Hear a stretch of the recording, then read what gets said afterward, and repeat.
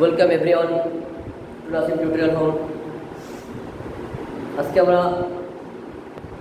ইংরেজির একটা most important বিষয় নিয়ে আলোচনা করব, সবচেয়ে কনফিউজিং একটা বিষয়, অ্যাডজেক্টিভ। আমি এর আগে পার্সোনাল স্পেসের নাউন এবং প্রোনাউন নিয়ে আলোচনা করেছি, তো তার ধারাবাহিকতায় আজ পার্সোনাল স্পেস নিয়ে আলোচনা করব।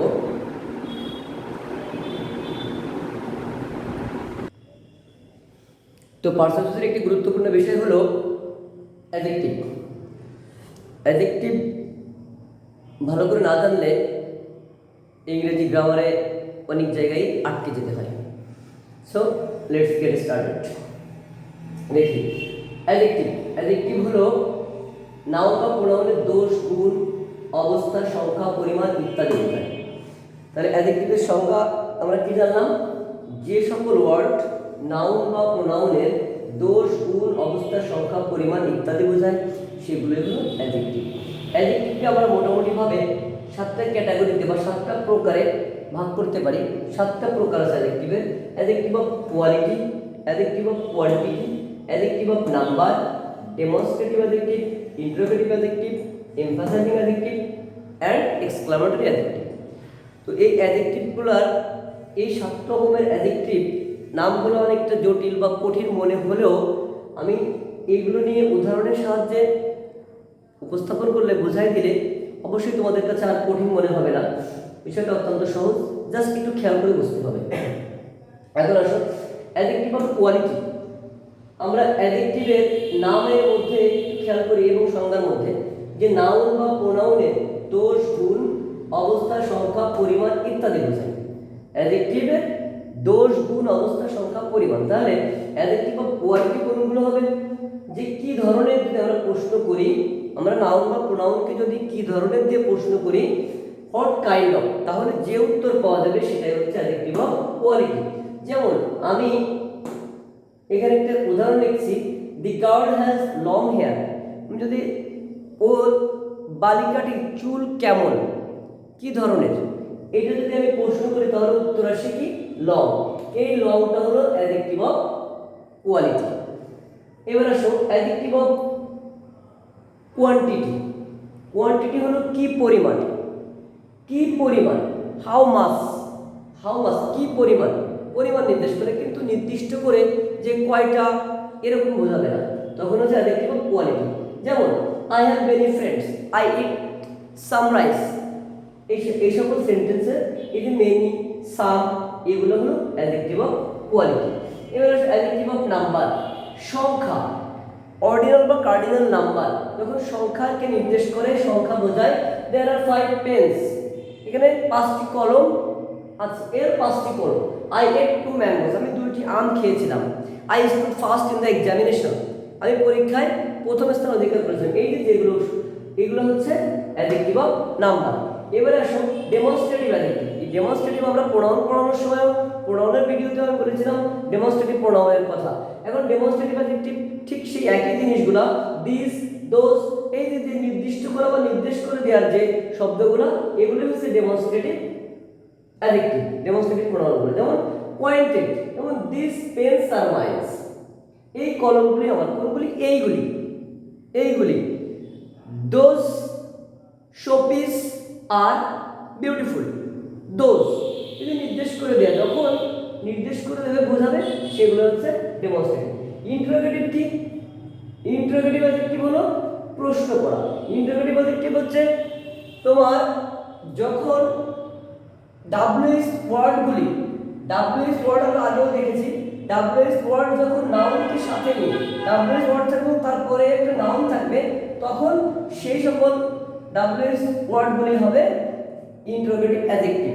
যেমন আমি যদি বলি হোয়াট পেন ইজ দিস, এটি কি করো, এটা নাউন, এই পেনটা হলো নাউন, এই নাউনটাকে সাথে নিয়ে বসেছে এই হট, এই জন্য এই হটটা ইন্টারোগেটিভ অ্যাডজেক্টিভ।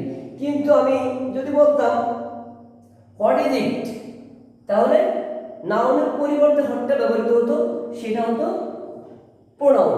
কিন্তু এখানে যেহেতু নাউন আছে, সেহেতু এটা প্রোনাউন হবে না, এটা অ্যাডজেক্টিভ হবে। এবার আসলে এমফাসাইজিং অ্যাডজেক্টিভ। এমফাসাইজিং অ্যাডজেক্টিভ হলো জোর প্রদান করা, কোনো কিছুতে জোর দিয়ে কোনো কিছু বোঝানো। যেমন I need this very pen, আমার এই কলমটির দরকার। এই যে ভেরি, ই প্রত্যয়, বাংলায় ই প্রত্যয় যোগ করে বোঝানো আমার এই কলমটি দরকার, এই কলমটি আমার দরকার, এই বইটি আমার দরকার, এটি আমার প্রয়োজন। এই যদি জোর দিয়ে বোঝানো হয় তখন সেই সকল অ্যাডজেক্টিভকে এমফাসাইজিং অ্যাডজেক্টিভ বলে। যেমন আমি যদি বলি আই স দ্য থিফ, এটাও correct sentence. I saw the thief with my eyes, তাও রাইট। আবার যদি বলি I saw the thief with my own eyes, আমি বেশি জোর দিয়ে বোঝানোর জন্য বলতেছি I saw the thief with my own eyes. এই যে জোর প্রদান করে বলা, এগুলি হচ্ছে এমফাসাইজিং অ্যাডজেক্টিভ। আরেকটা আছে এক্সক্লামেটরি অ্যাডজেক্টিভ। এক্সক্লামেটরি অ্যাডজেক্টিভ কি? এক্সক্লামেটরি অ্যাডজেক্টিভটা হলো ঠিক একইভাবে আমার কথার সাথে একটা আবেগ জড়িত থাকবে, একটা আবেগ। যেমন what an amazing place it is. What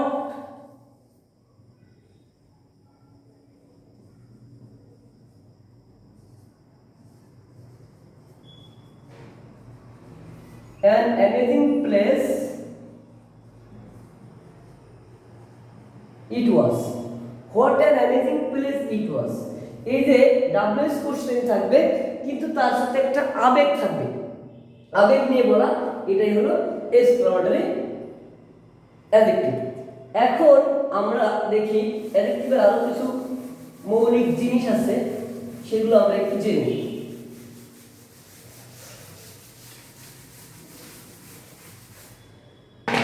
এর আগের ভিডিওতে আমরা নাউন এবং প্রোনাউন দেখেছি। আমরা সবসময় জানি যে নাউন এবং প্রোনাউন, নাউন বা প্রোনাউন, নাউন এবং প্রোনাউন এটা সবসময় নাউন সাবজেক্ট হিসেবে বসে, প্রোনাউন অথবা সাবজেক্ট বা অবজেক্ট আকারেই নাউন বা প্রোনাউন বসে। এখন এই যে অ্যাডজেক্টিভ আমরা দেখলাম, অ্যাডজেক্টিভের কাজটা কি, অ্যাডজেক্টিভ কোথায় বসে, অ্যাডজেক্টিভ কি করে। অ্যাডজেক্টিভ আমরা প্রকারভেদ দেখলাম। এখন আমি যদি লিখি যে লক্ষ্মীপাশা হাই স্কুল ক্যাম্পাস, একটা কথা লিখি,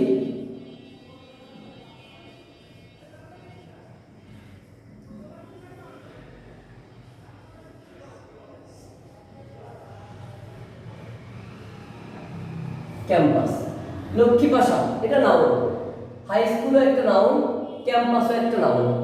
তাহলে এইখানে আমরা এইটাকে কি বলবো?